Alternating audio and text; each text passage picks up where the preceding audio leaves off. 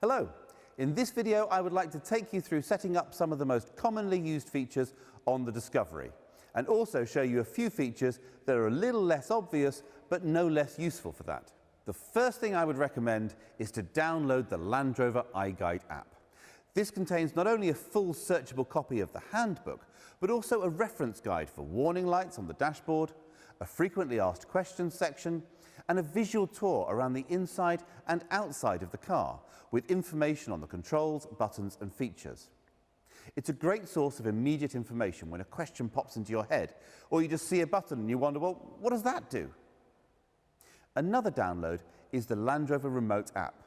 Your car comes with a SIM pre-installed by the retailer, who should have spoken to you about the setup of your account that enables many of the intelligent features on the car. And don't forget, every new Land Rover comes with the offer of a free off-road experience, driving one of our cars with a qualified instructor. There is no better way to learn the full capabilities of your new car, and it's great fun too. Okay, let's start then with the smart key. Lock and unlock seem pretty obvious, with a reassuring click answering each one. Pressing the lock button just once will lock the car. Pressing twice will double lock. This means the car cannot be unlocked from the inside, so even if someone smashes a window, they still can't open the doors. Next, there's a button to unlock just the boot. If you have a powered tailgate, this will open and close the tailgate automatically, so do ensure that there is space for it to safely operate. Now, there are sensors that will stop it if obstructed, but you'll notice I use my arm rather than my head to demonstrate that. Power tailgates can also be operated by the button above the number plate on the outside, a button by the driver's knee inside, and a button on the back of the tailgate itself. The split tailgate provides a load-bearing shelf capable of taking the weight of 2 people, which can be folded separately and redeployed using the control inside the load space. It'll fold up automatically when the powered tailgate closes. If you wish to adjust the height the tailgate opens to, if, for example, you have a garage with a low ceiling, reposition the tailgate to the desired height, hold the button on the back of the tailgate until you hear a beep, and this will store that height to memory.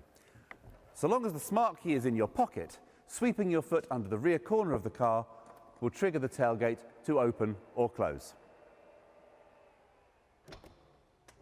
Next, there is a handy button to trigger the lights. So if you're approaching the car in the dark, or simply trying to find it in a dark car park, well, this will switch the lights on.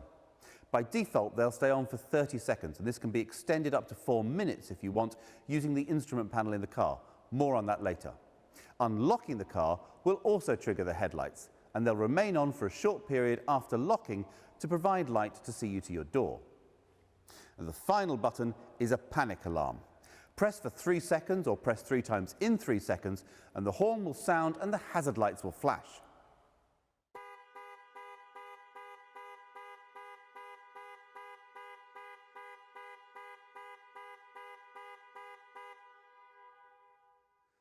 After 5 seconds, this can be cancelled by holding the button for a further 3 seconds.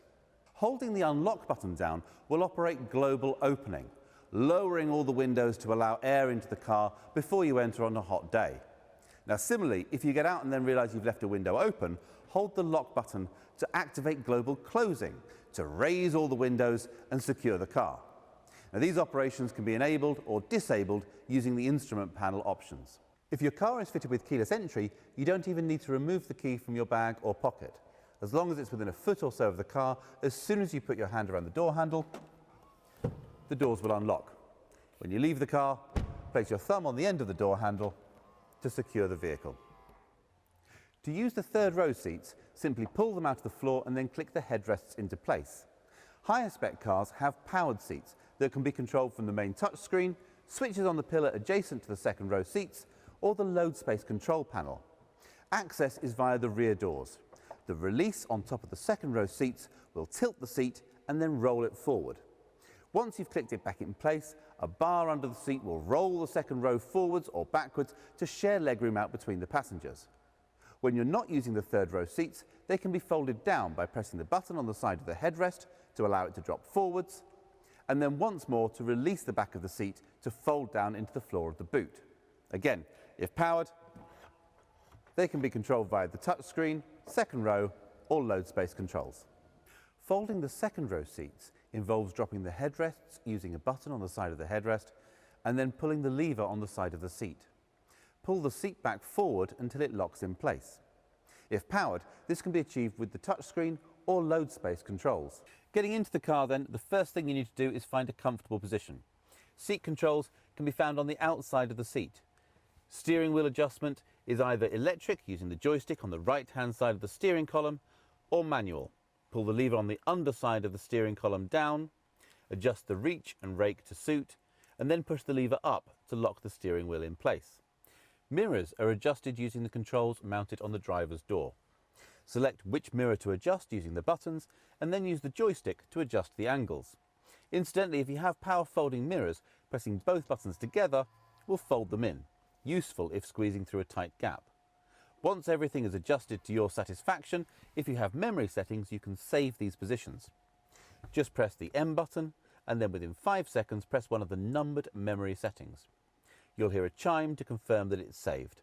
You can switch between stored settings just by pressing these numbered buttons. Great if you share the car with another driver. Controls for the electric windows are located on the driver's door. Locking the operation of windows from the rear seats will also engage the child locks on the rear doors. And most people will want to leave their windscreen wipers set to auto. Move the stalk to its lowest position and then come up one notch. Sensitivity can be adjusted using the rotating collar. Pull forward for screen wash, and the outer collar operates the rear wiper, and the button on the end controls the rear screen wash. Similarly, the headlights are best set to auto by rotating the outer collar. Pulling the stalk towards you will flash the main beam. When driving at night, pushing the stalk away from you will toggle the main beam on and off. There's an array of controls on the steering wheel. On the right-hand side are the controls for cruise control. Press Set when travelling at your preferred speed, and the car will automatically maintain that speed until you touch the brakes or press Cancel. Pressing the accelerator will cause the car to speed up, but when you release, it will return to the set speed. Pressing plus or minus will increase or reduce the set speed. If cruise control has been cancelled, pressing resume will return the car to the last set speed. If your car has adaptive cruise control, a radar monitors the speed of the car in front of you. If they're travelling slower, the car will automatically match their speed. The buttons on the left and right will increase and decrease the distance between you and the car in front. Whilst you need to be travelling over 20 miles an hour to activate cruise control, adaptive cruise will match the speed of the car in front all the way down to 0. If the traffic restarts within 3 seconds, your car will pull away with the traffic. Any longer than that, and you'll need to give the car permission to go with just a gentle press on the accelerator. This function means that adaptive cruise control can be used in tiring stop-start traffic situations. The limb button switches the function between cruise control and speed limiter. Lane keep assist can be toggled on and off with the button marked with converging white lines. The final control activates the heated steering wheel. On the left side, the circular dial controls volume and buttons to skip tracks or change radio stations. The menu button triggers the instrument panel menus, allowing configuration of safety systems, heads-up display and driver convenience features, while the outside of the dial controls navigation through these menus. Explore these options to set the car up to your preferences. The phone icon will answer a call or start the process to dial a contact on a connected phone. Pressing it in the middle of a call will end that call. A quick press on the voice control button will allow you to use voice commands. Wait for the chime and then call home. A full list of available commands can be accessed on the main infotainment screen. Starting the car is as simple as putting your foot on the brake pedal and pushing the start button. So long as the smart key is in the car somewhere, the engine will start. When you switch the car on, the 10-inch infotainment screen will display 3 main options: navigation, media and telephone. If you haven't already paired a phone, it will prompt you to do so. Tap on the phone tab, then open Bluetooth devices on your phone and select Discovery. Accept pairing on both your phone and the screen, and from now on it should automatically pair each time you get in the car, allowing hands-free calls, voice dialing and music streaming over Bluetooth. Text messages can be displayed on the main screen, and a soft key allows for them to be read aloud. On Apple phones, it's necessary to enable this feature by selecting Settings and Bluetooth, then selecting the connection to the vehicle and enabling Show Notifications. If you prefer, connecting your phone with a cable will allow Apple CarPlay or Android Auto to mirror your phone screen on the car's infotainment system. A long press of the voice command button on the steering wheel will then connect you to your phone's voice assistant. Going back to the home page, tapping on the Media tab will take us to the DAB radio. Tapping Source will reveal the phone that you've just paired as a possible audio source. Radio stations can be easily selected from the menu, or you can simply use the voice commands from the steering wheel. Tune radio to BBC Radio 2. The third option from the home screen is the Navigation Pro system. To input a new destination, tap on the magnifying glass and then type any postcode, address or point of interest into the search box at the top of the screen. You can also search for businesses and transport links, hotels and restaurants. Where possible, the system will show TripAdvisor reviews. Destinations can be easily set by voice. Navigation. Take me to 33 Baker Street, London. As well as appearing on the main 10-inch screen, navigation instructions will also be shown on the cluster display in front of the driver. If the car is fitted with the interactive driver display, the screen can be reconfigured for a 1 or 2 dial display by pressing Menu and selecting Display Options. You can even bring the map across the whole screen, retaining a digital readout of your speed. Discoveries specified with navigation are supplied with a 4G data connection to allow over-the-air updates of infotainment systems and maps, and provide live traffic, flight information and internet search. When the system has an update available, it will alert the driver on the main menu screen and ask for permission to update when you switch off the engine.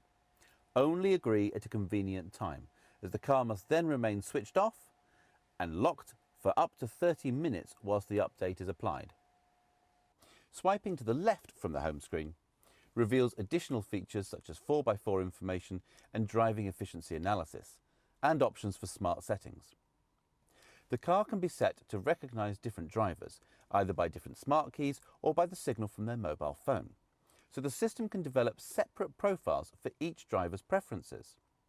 If memory seats are fitted, this starts with automatically putting the seat in the correct position for each driver.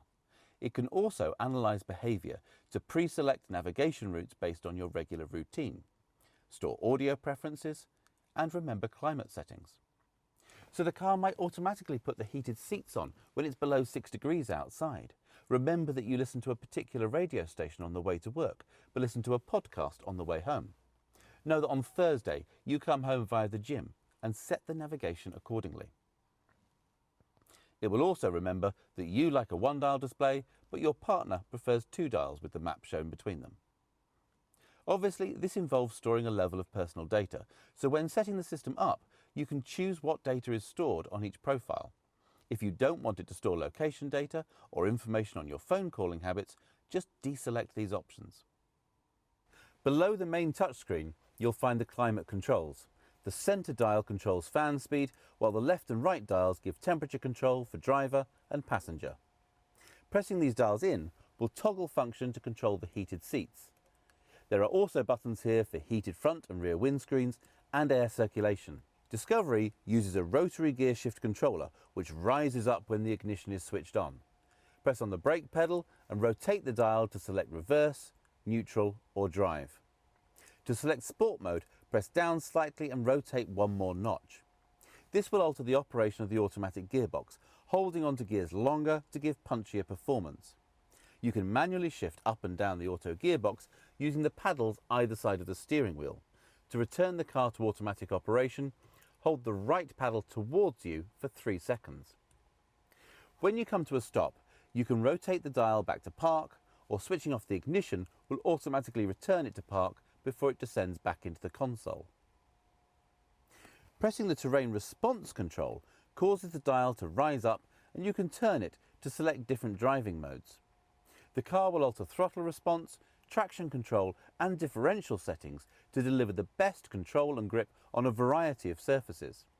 On Vogue SE upwards, pressing the dial back into the console activates auto terrain response, with the car using sensor data to determine and automatically engage the most appropriate drive mode. Discovery's variable height air suspension can be controlled from the next cluster of buttons. Discovery descends 50 millimeters to allow easier access getting in and out of the car, and can rise up 75 millimeters from normal drive height to give maximum ground clearance over rough terrain, and enable the full 900 millimeters of wading depth.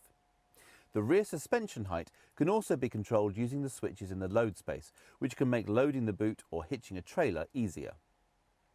The electronic park brake will disengage automatically when you drive away and re-engage when you switch the engine off. A manual override control is located on the centre console, rearwards of the air suspension controls.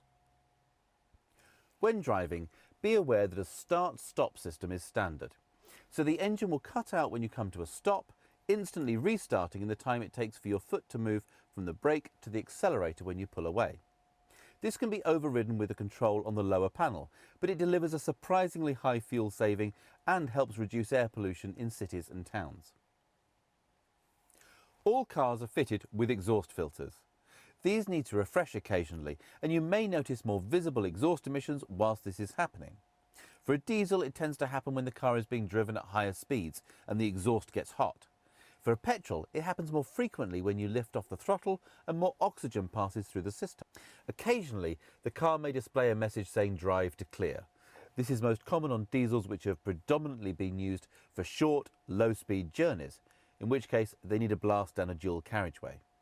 For petrols, it happens when they've been used under load, like towing. Find occasions to lift off the throttle and slow using engine braking to clear the filter. Automatic braking systems for city driving are standard and detect other traffic, pedestrians and cyclists, preventing collision or mitigating damage.